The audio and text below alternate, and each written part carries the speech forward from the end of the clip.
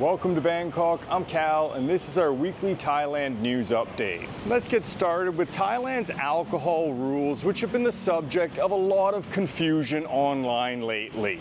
On November 8th, the revised Alcoholic Beverage Control Act ostensibly comes into force. Under it, anyone caught drinking alcohol outside these hours is subject to a 10,000 baht fine, with service ending at midnight in most areas alongside an afternoon ban between 2 and 5 p.m. So you might be wondering, will you really get hit with a 10,000 baht fine just for having a drink after midnight on November 8th? The reality is, it's not quite that drastic. The new rules won't apply everywhere. Across Thailand, roughly 207 venues have special permits that allow them to keep serving alcohol until 4 a.m., even after the November 8th changes kick in. That includes major nightlife zones in Bangkok, Phuket, Pattaya, and other big cities. But tourist hotspots like Khao San Road in Bangkok don't have those licenses. But the confusion doesn't stop there. Just this past week, the government announced a move in the complete opposite direction, a nationwide relaxation of alcohol laws. That plan aims to extend drinking hours to 4 a.m. nationwide, scrap the zoning and licensing system, and get rid of the afternoon sales ban entirely. And it's proposed to take effect in early 2026. But this is the same government that just tightened the rules a month and a half ago, which itself came right after the previous government pushed a nearly identical 4 a.m. extension plan back in March. Confused yet?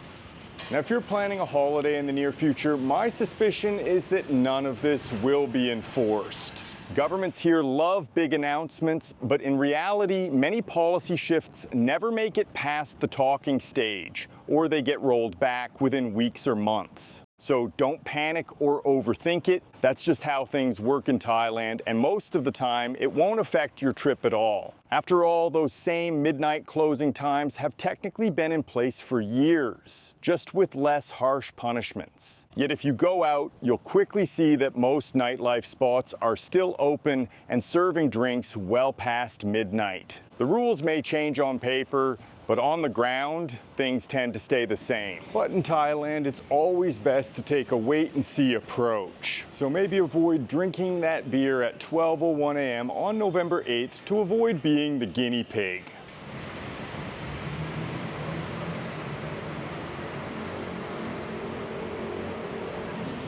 The recent passing of Queen Sirikit has led to quieter plans for this tourism high season. Authorities say most major events will still go ahead as planned, but they're urging organizers to dial things back out of respect. And at least one major event has already been canceled, at least officially. The popular full moon party scheduled for November 5th on Koh Phangan won't have official events. But if you've planned a trip, bars on the island will still hold smaller events, and there isn't a blanket ban on any activities. And Thailand's annual Vijit Chao Phraya Festival has been rescheduled to run from November 9th to December 23rd instead of the original November 1st start date. But drone shows will replace fireworks for a more respectful tribute. And the Loy Krathong Festival, scheduled for November 5th, will continue as normal. But again, drone shows will replace any fireworks. New Year's Eve countdowns are expected to continue, though final formats will vary based on circumstances closer to the date.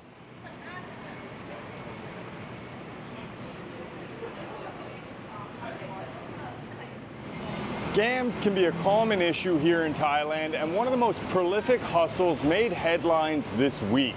2 Iranian tourists were detained at Siam Paragon after asking to see another tourist's money and promptly walking off with it. Security stopped them and they were arrested. But this brazen example is one of many, as this scam has proliferated throughout the country, even into Thailand's luxury malls. This is the friendly stranger scam. A seemingly friendly individual, couple, or family approaches you, chats you up, and ultimately asks to see or compare your currency. Of course, they will attempt to steal it or trade you for counterfeit notes. It's not particularly complicated, and it's probably surprising that this even works. But many first-time visitors get caught by this, especially when they're still adjusting to the new environment. And it's particularly common right here in the Lower Sukhumvit neighborhood.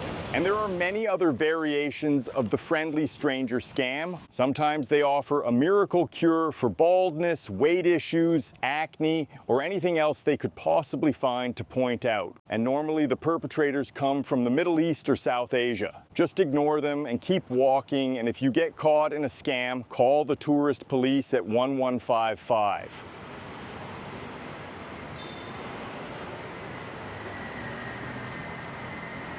Confusion can also be common around e-cigarettes and vapes. You'll commonly see them for sale at roadside vendors, especially in nightlife areas, but these devices are actually illegal. Police raided a major online vape selling operation this week, arresting 2 suspects and seizing roughly 30,000 illegal vape devices and accessories. The shop was advertising and selling through the Line app. But it's not just sellers who face trouble. Even individual users can be fined. In nightlife areas, police commonly set up checkpoints and search for illegal contraband. If you're caught with a vape, expect to pay a fine of between 5,000 and 20,000 baht.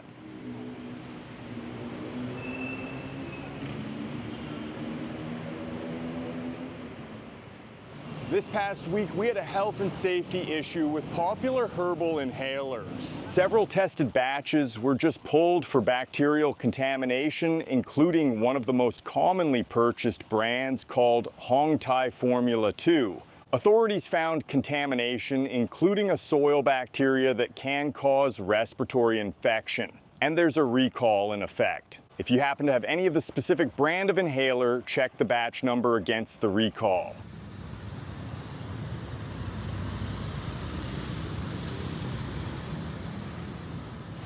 Let's shift to the Thai-Cambodian border. The expanded ceasefire agreement negotiated at the recent ASEAN summit in Kuala Lumpur is well underway, with a phased withdrawal of heavy weapons starting on November 1st. And this includes rocket launchers, artillery, and armored vehicles. It's a positive step, but the Thai government has stated that the border will not reopen until Cambodia meets 4 preconditions. This includes the withdrawal of weapons, cooperation on landmine removal, a crackdown on transnational scam networks, and full restoration of diplomatic relations. ASEAN member observers will oversee the implementation of the peace plan, and tensions have eased, but for the time being, it's best to avoid the border area until we see real progress.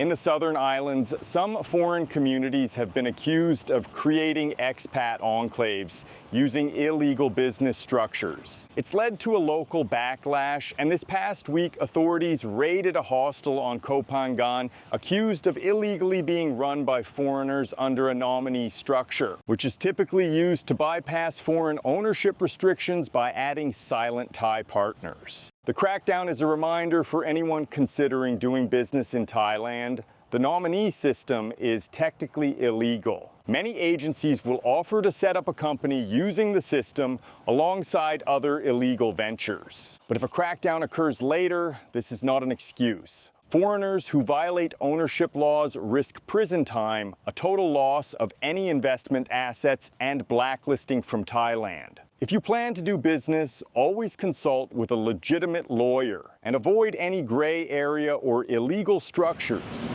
Let us know your thoughts in the comment section and have a great day.